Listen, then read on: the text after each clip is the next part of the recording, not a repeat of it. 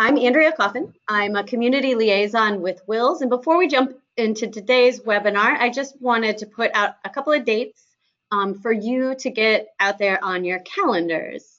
Angie, if you would advance a slide, that would be great, please. Thank you. So Peer Council is coming up on Monday, June 4th. That will be at the Downtown Madison Public Library. That's WiLS's Technical Services Conference. And this year, WiLSWorld, which is our Library Innovation and Technology Conference, will be held in Madison at the Pyle Center on July 24th, and then workshops the day after on the 25th. If you have any questions about either of those, feel free to reach out to me. I'm happy to answer them. A couple of little housekeeping items. Today's webinar is being recorded, so we'll send that out to you after the meeting, along with the slides. And of course, an evaluation survey. If you could take a couple of moments to fill that out and help us understand how we can improve WiLSWorld Shorts going forward, that would be great. So let's dig in to today's webinar, which is Building Curiosity, Confidence, and Community Through Making. So Makerspaces are increasingly recognized for reigniting a passion for active learning and creation. They're also credited for developing creativity, confidence, and other soft skills like collaboration and problem solving and communication. Today, Wendy Harrop of Summit Elementary School will share her 4-year Makerspace journey and her vision for what's next on the horizon. Dr. Jacie Maslyk is an author, veteran educator, and assistant superintendent at the Hopewell Area School District. And she will review some current books that lend themselves to connecting children's literature and making.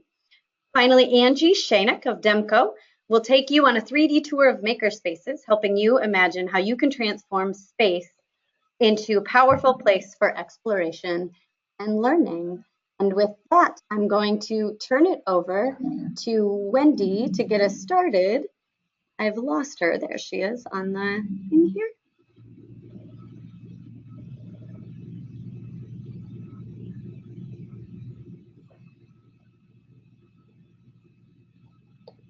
Are you able to hear me? Yes, we are. Thanks, Wendy. Okay, and I'm loading my screen for you. Hopefully it's showing up. It is. We can see it. All right.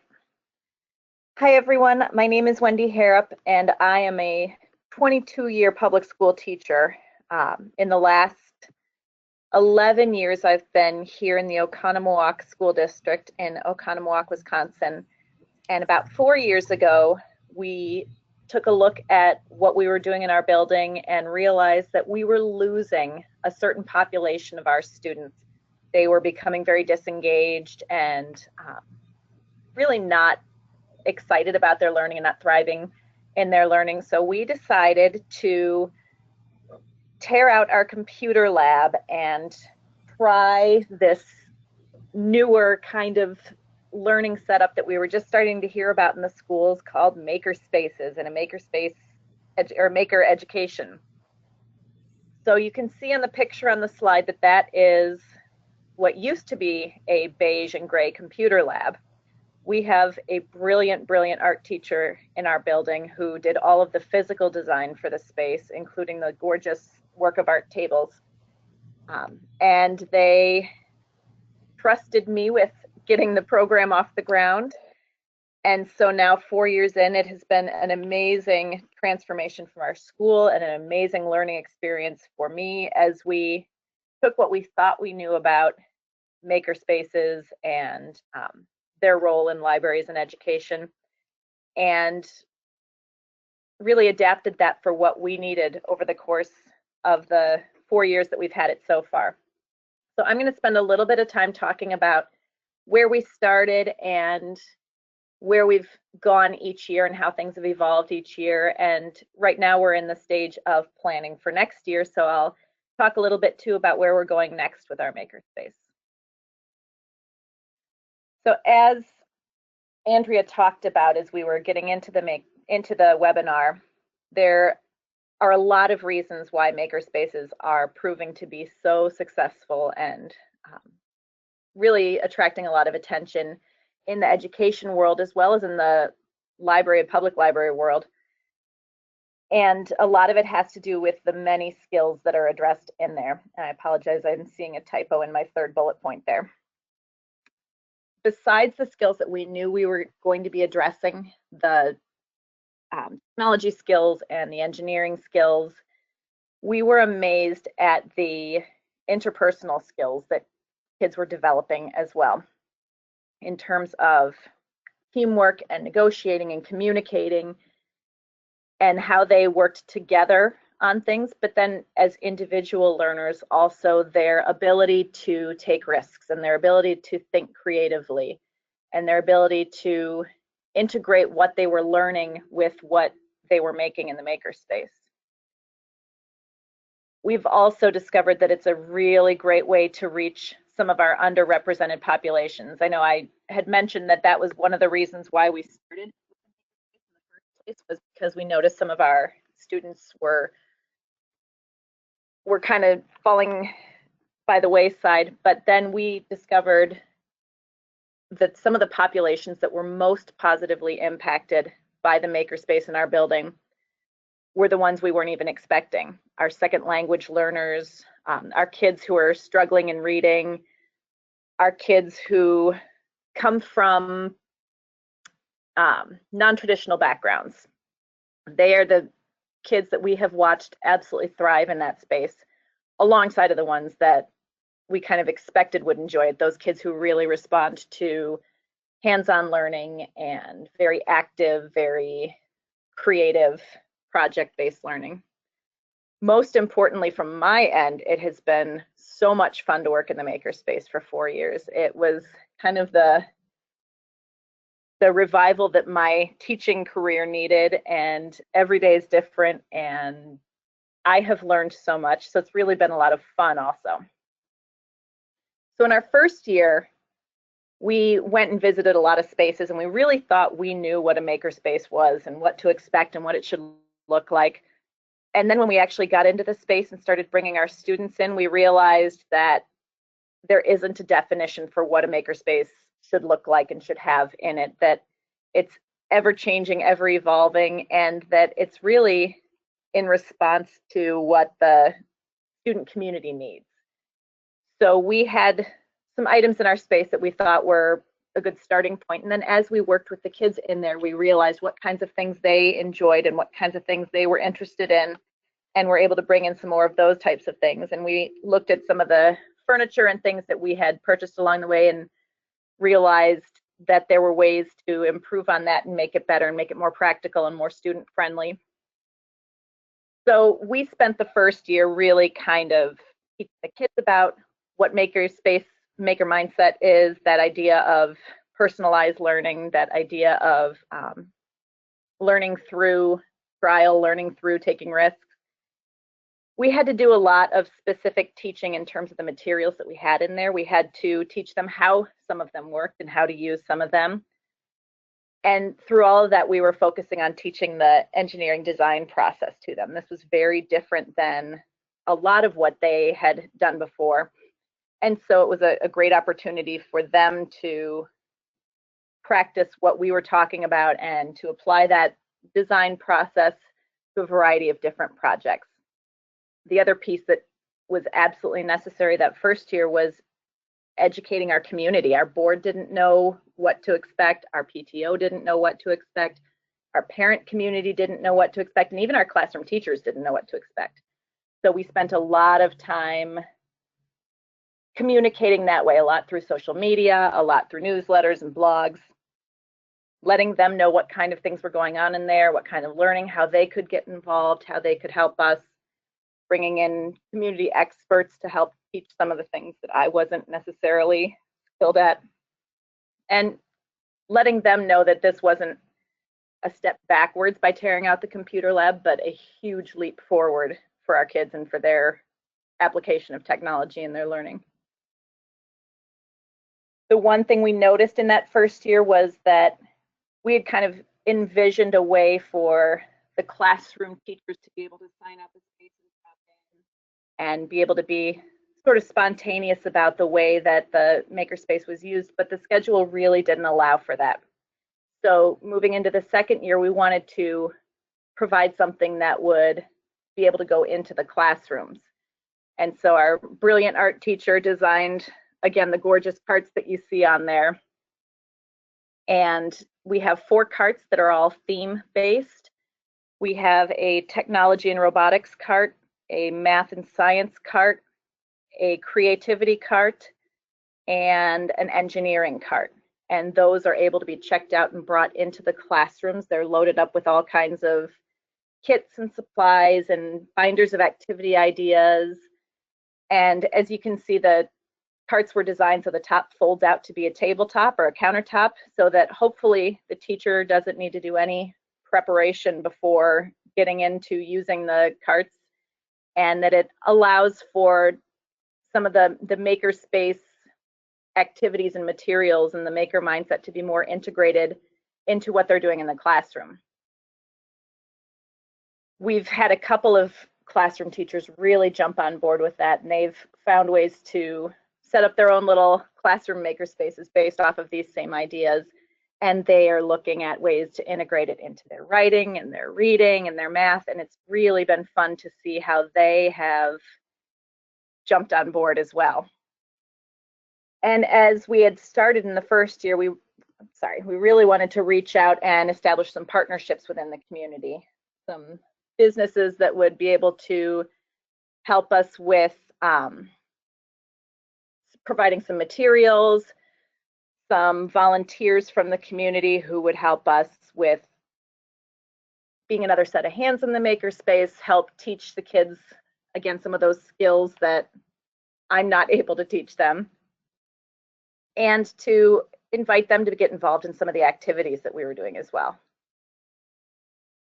So then last year, we really wanted to take what we were teaching as part of our curriculum, which was the library standards and library skills and the district technology guidelines, and build this culture of learning that happens in the makerspace instead of it being a separate subject, a separate place to go, a separate thing to do, so that it was a place to do the learning rather than a subject. So we established some clubs that were working in there. We have set up some family STEAM nights where the families come in and do some building and exploring with their kids. We've been able to set up some times where students can drop in to try some of those projects that they can't do during their class times, or just spend some more time on something they're really working hard on or really wanting to learn more about. And we found that the students were doing a lot of the content integration on their own at that point, that they would look at something they wanted to do and think about how that would relate to something they'd learned, and where could the technology help them with that, and how would those library skills help them find the information that they needed. And it was really fun to step back and watch them start to take control of their own learning. And that, to me, is part of the most powerful impacts of makerspaces in the school setting, is this idea that kids are owning their own learning and really becoming invested because they are setting up what they want to do and still learning as well.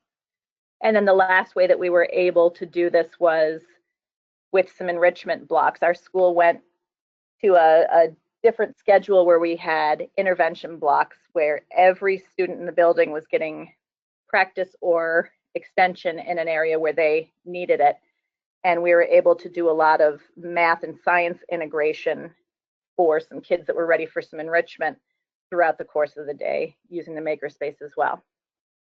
So this year is our 4th year in the Makerspace, and my personal soapbox with the Makerspace right now is not necessarily with the Makerspace itself, but with our school culture as a whole, and really our education culture.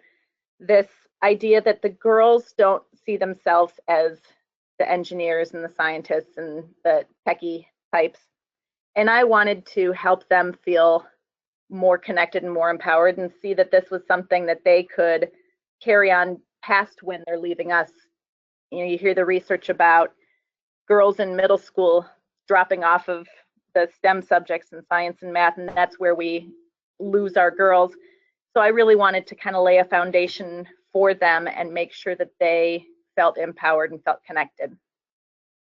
So that's been where I've kind of put my effort this year. And through that, we tripped over this growing idea of integrating STEAM or STEM and storytelling, and how by integrating the humanities with the science and the engineering, it really brings everybody on board. It helps the girls feel connected. It helps those kids who aren't interested in math and science find their path into the makerspace and into the STEM subjects. And we are using that as a platform next year for really building some global collaboration in our makerspace and doing some storytelling with partnerships with schools in other parts of the world, and talking about global issues and how we can be addressing those through making and through design. And so as we continue on, Jacie is going to share some of the ways that she has been already setting up activities involving integrating literature and makerspaces. So I'm going to mute myself and hand it over to Jacie. Thanks, Wendy. I am trying to become the presenter so I can share my screen.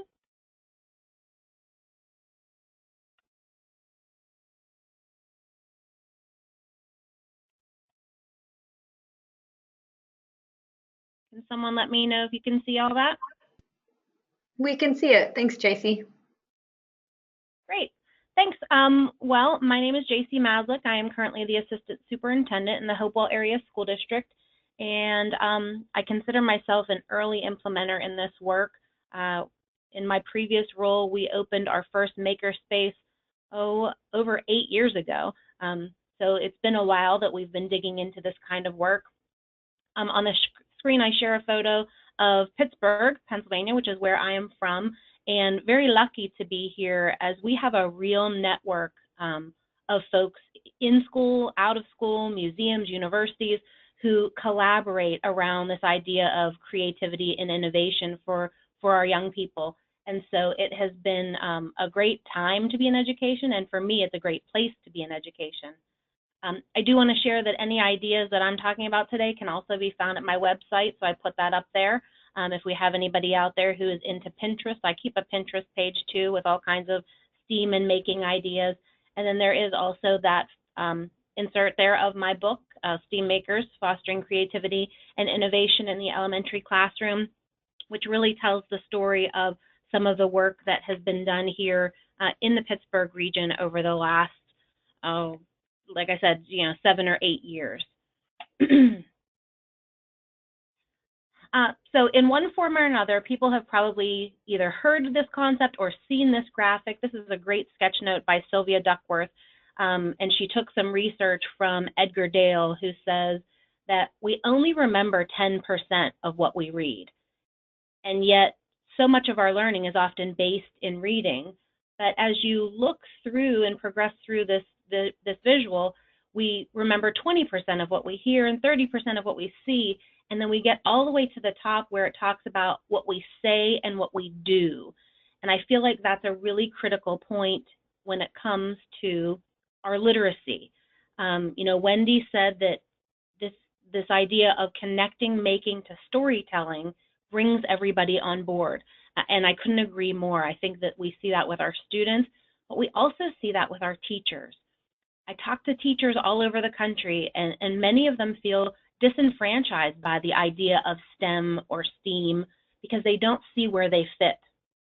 My argument to that is every one of us is a teacher of reading.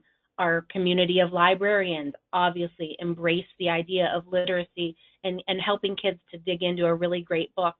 But our English language arts teachers, our social studies teachers, all of our educators who are really based in text, really is a nice entry point into hands-on making.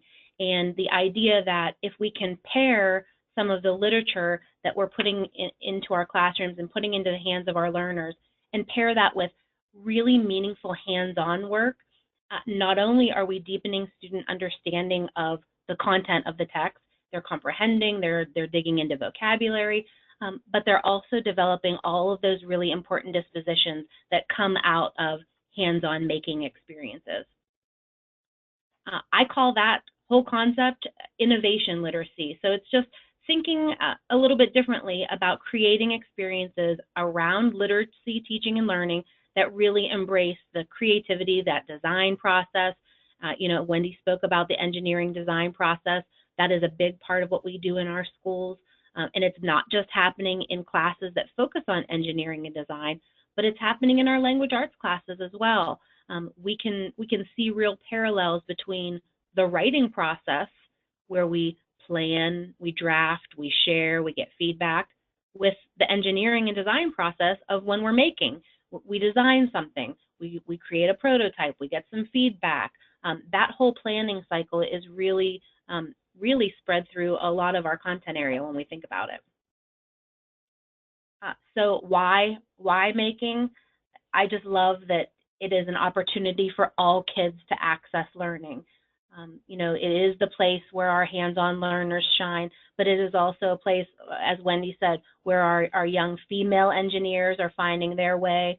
It's a great place for students with learning disabilities or language barriers to also really become a part of a making community where they're doing things like messing around and tinkering and hacking and remaking things, and keeping in mind that can be both physical and digital. You see in the photo there, kids messing around with everyday recyclable objects like cardboard and egg cartons and plastics and things like that. That's a great way to start maker learning. I always talk to people and say, you don't need all the high-tech, fancy equipment to start a program around making. Here in our junior high building, we opened up a classroom, we painted some walls, and we filled it with everyday materials. We were lucky enough to get a lot of donations from families and communities in our area, and that was our whole first year. It was just doing things with materials that we already had. And in that, we were able to really create a sense of the mindset and the dispositions that we wanted in our students, because the end goal wasn't necessarily robotics or 3D printing or manufacturing, digital fabrication. It was more about how do we get kids together to collaborate on ideas? How do we use that to foster their creativity, get them thinking critically? Those were all really important pieces to us. And so it didn't matter what the materials were. We knew that we just had to provide space and opportunity. So when it comes to good books and talking with all of the librarians, we know that you guys are the ones who have the greatest expertise about the latest texts that are out there to share with our young people. But when you think about books, there are probably three categories that making fits in really nicely. So it can be through the content of the book, the theme of the book, or the dispositions that the characters are building within the story. And I'm going to share some examples and talk about that a little bit more in our next couple slides. So when you think about content, you can give students the opportunity to make and explore the kinds of things that the characters are doing in the story. So I have a couple examples up there, great children's literature that's out there right now. You take the example of, Papa's Mechanical Fish, and we have this father figure in the story who is quite the inventor, and he's going through that engineering design process. He's learning about how things work. And as students are reading that story, or as we're reading it aloud to them, we can have students engage in that same kind of work that the characters are doing. Very similar storyline as in Violet the Pilot. You see her thrown together airplane there, and she's used all these recyclable materials. So the story becomes the springboard for some hands-on making in the classroom. And I will add to that, while we are lucky to have some spaces that have been dedicated to making, a lot of the making in our schools does happen in the regular classroom. We have classroom teachers who are finding really meaningful ways to infuse making into their general curriculum. We have amazing librarians who have dedicated space within their libraries to allow students that same opportunity. The next category is theme. So thinking about giving students opportunities to create in the same medium featured in the story. So when you think about the book, just how long can a long string be? Lots of things that you can create with string and yarn or other threads and kinds of fabric. What to do with a box. I think every kid loves the opportunity to create with cardboard and some duct tape. It is definitely a favorite medium in my house. I have 2 young boys, almost 4 and 6 years old, and that is definitely a favorite for them. I think about great stories like, I don't have it on the slide here, but The Secret Seahorse. It's all done in felt. And so it's a great opportunity for students to then explore with felt. Could they create beautiful artwork in that same medium that was shared in the story? And then lastly, the dispositions. So using books that are developing dispositions in the characters allow our students to develop those as well. So you think about a story like Stuck. A little boy gets his kite stuck up in a tree. He wants to find ways to get it unstuck. And although he tries some really unconventional ways, for example, I think he throws a boat up into the tree. He throws a house up into a tree. He throws a whale up into a tree, all to get the kite out. But he's trying, and he's persevering through difficult times. It's a great opportunity to stop and say to the students or the learners that you're working with, okay, here, we're at a point where the character has a problem in the story. How might we solve his problem? And giving students time to have those conversations and brainstorming, well, how could we design a solution for that character? A great book up there, The Marvelous Thing That Came from a Spring. It talks about the person who invented the slinky. So that innovative mindset, how do we really bring that out in the young people that we're working with? I tend to favor elementary a lot, but I don't want to forget about our secondary folks. So here are some great secondary literature selections that really do lend themselves to hands-on making. I'll share an example in the story A Long Walk to Water, which was also a part of the Global Read Aloud this year. We had some of our middle school students create scenes from the story. They went into the Makerspace and chose a really pivotal scene and used recyclable materials to make that and retell the story. So we're finding it as a way to allow students to still meet the standards, say in an English class or a social studies class, but to be able to show what they know in new and innovative ways. The insert of the picture there is from Buncee. If you're not familiar with Buncee, it's Buncee, and it's a great digital tool that students can work in and create visuals. That was a visual that a student did to explain what was going on with a character in To Kill a Mockingbird. So instead of having somebody write a report or create some sort of summary, they can do that in a visual way that really allows them to tap into their creativity. So I share these pictures from one of my favorite books, The Lion, the Witch, and the Wardrobe. I remember being a 4th grade student, laying on the floor, listening to my teacher read it aloud after lunch. And you know, we want good readers to be able to create mental images in their mind as they're listening to a story. We know that helps with comprehension.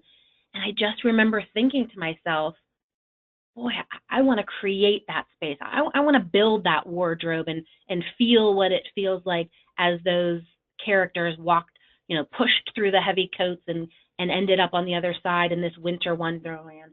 I wanted to build the Beaver's Lodge and remember so vividly the details of that story. And I think, you know, what a missed opportunity that we sometimes have when we don't allow students to take that very rich experience from literature and move into something that is hands-on and creative through a making experience.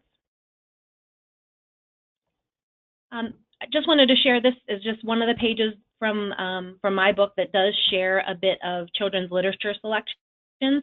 I also included some QR codes in there so that there are lesson ideas. If you like that story, you can click on the QR code and it'll take you to some other content that might extend that learning or prompt a making experience.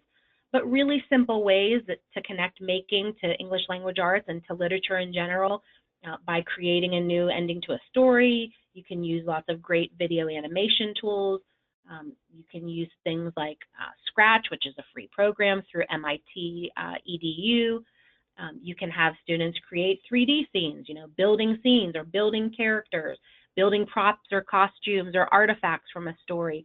That can really be a nice opportunity to extend the story into the makerspace.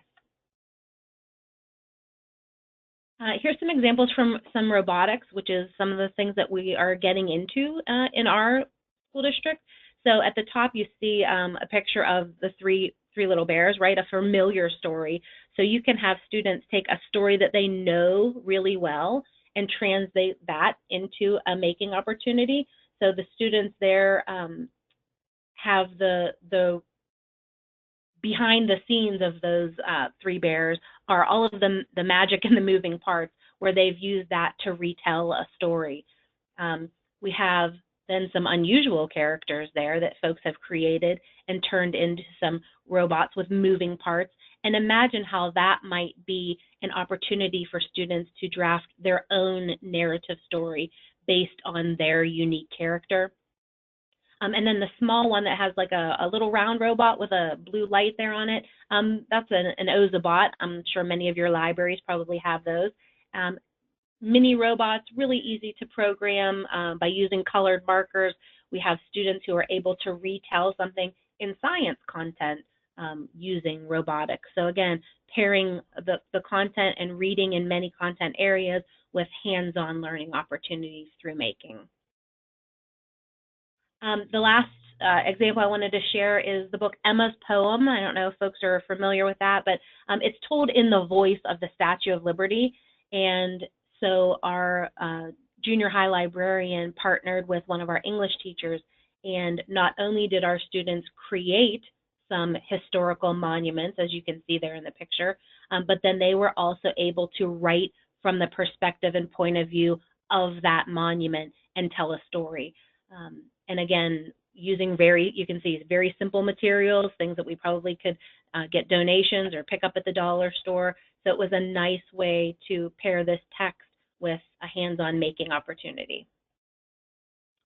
And then I'll just close my portion of the presentation with this quote that I love, that reading is really active. It's imaginative and it takes work, just like making. Making is an imaginative, hands-on kind of process, and I think there's a really nice pairing between the ability to read stories and then move students into a making experience that can deepen their understanding and their enjoyment and engagement in what they're doing and what they're reading about.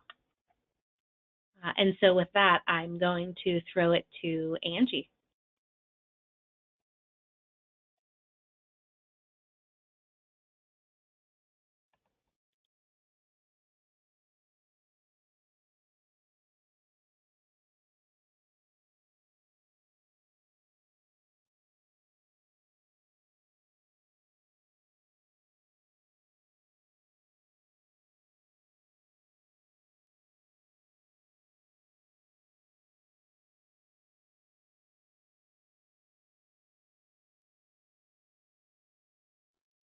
Angie, I think you might be muted.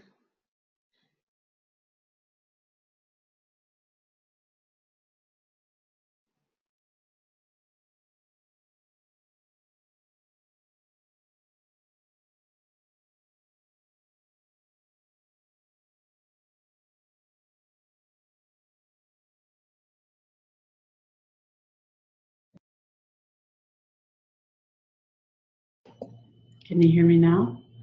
Yes. Okay. Sorry about that. What I was saying was that one of the best parts of my job is that I get to spend lots of times going to various schools and libraries and seeing what's happening in makerspaces. And and watch kids light up when they have access to making. So it is very fun for me. One of the things that Demco is just going to talk about briefly here is that we also will help libraries find the space for making. And everybody's like, I don't have any space. But we have seen some amazing transformations in very tiny spaces. People taking closets and starting there, or weeding their collections and creating a space within the library for making. These are just a few images from a school, a community college, another elementary school here on the bottom right, where they created a STEM lab. They're very focused on robotics. And what's interesting is that regardless of the environment, everybody's talking about it being mobile. They need it to be flexible. They need it to handle a wide variety of activities. And especially in a school environment, that also generally incorporates staff meetings. Often we hear that it's got to hold PTO meetings, parent meetings of various types, staff meetings. So when we think about spaces, we're thinking about it very holistically. Here's one of the projects that we recently did for a school, and this is just showing you the before and what it was like. Outdated, pretty common, tables that didn't move easily. And here's where it went to afterwards. These people had the luxury of changing flooring, but all new tables, all new chairs, everything mobile.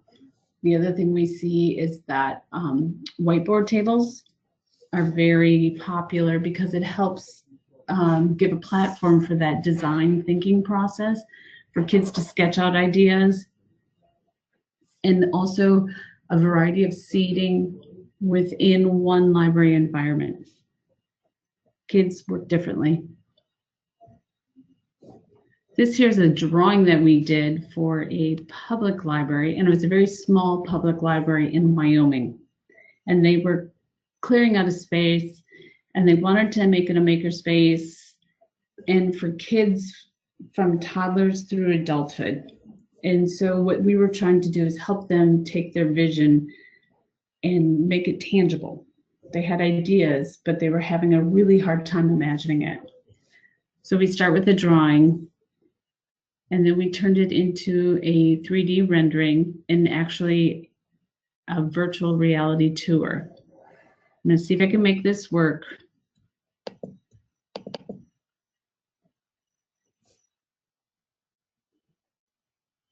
I'm just going to let this run and talk over it. But common elements, regardless of the space, our storage, our workspace. Again, you see, hopefully this is working for everybody. Whiteboard tables, ways to section off the space, different types of seating, different heights of tables.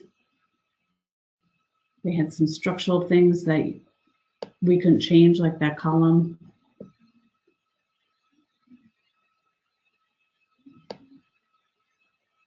Back here, there's more storage. Closed cabinet. This too is storage, but again, there was whiteboard end panels. And then a rail system. And those were additional whiteboards for people to sketch ideas. You could be working collaboratively in a group.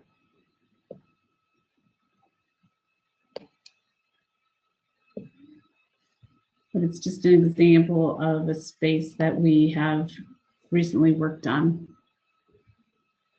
And this really, the librarians had this idea, but they weren't confident that they were making good choices. And we just kind of helped actually select the products that fit their vision. But once we were able to show them the space, they were like, that's exactly it. This is what we were thinking about, which is often a hurdle for people. The other thing that I mentioned earlier is being able to carve out space from maybe a very small closet. And so this is just a series of drawings we've put together just to show how you can find space. This is truly a very small closet, couple tables, storage, but these are just seeds for ideas.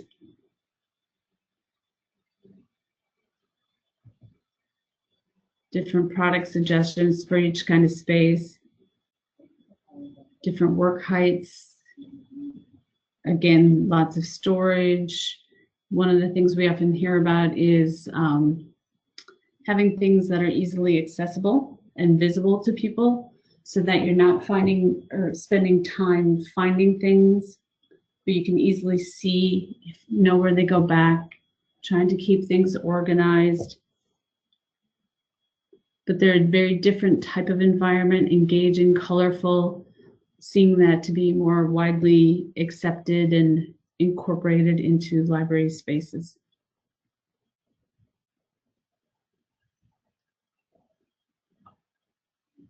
And this is just yet a bigger space. But you'll see here that we have the green screen so that you can incorporate video production, animation, but again, very flexible. Things are mobile, easy to move around. It's basically making the space work for you.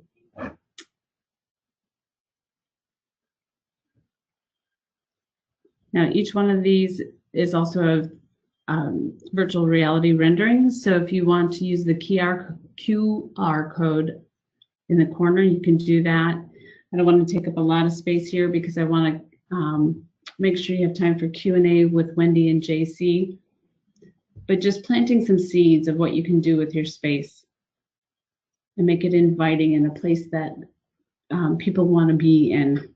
And it's kind of inspiring, energizing.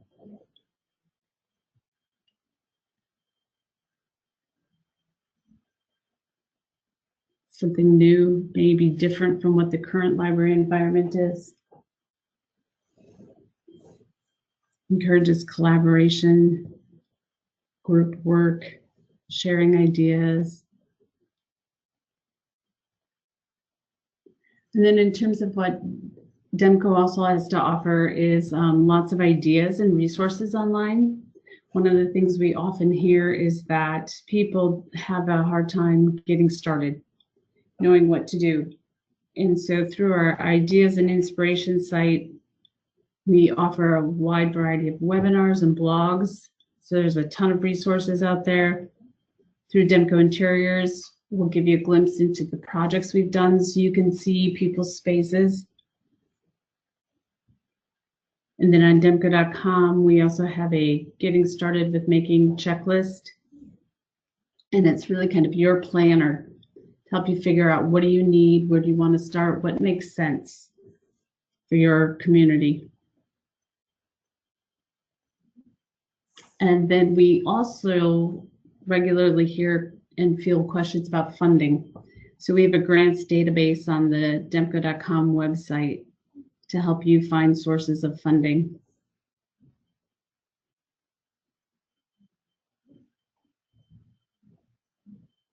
And that brings us to time for Q&A.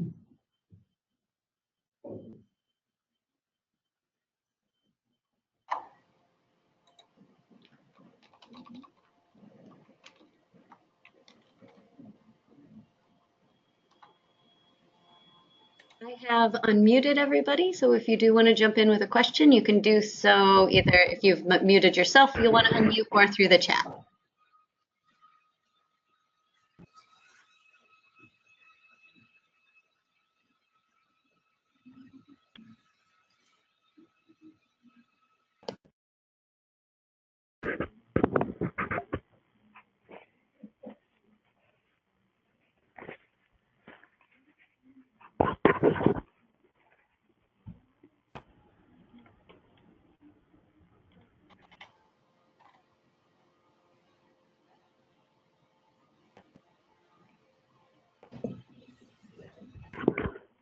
One other thing that I can share is yesterday I was offsite at a meeting all day that took place in Madison at the Bubbler.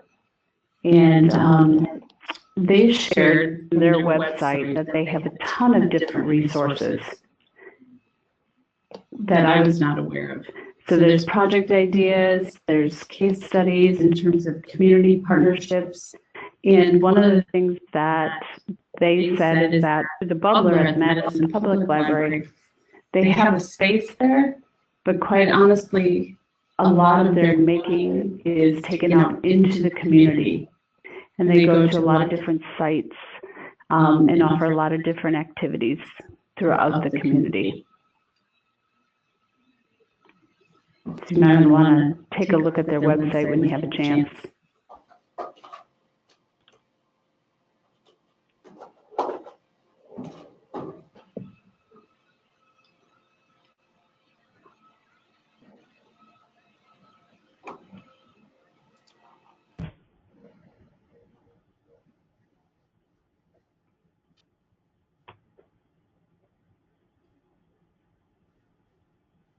Well, it sounds like we might not have any questions right now, but I will be happy to share some contact information with you all in the follow-up to the webinar today, and make sure that you have an email address to reach out to if you do have any questions for anybody who presented today.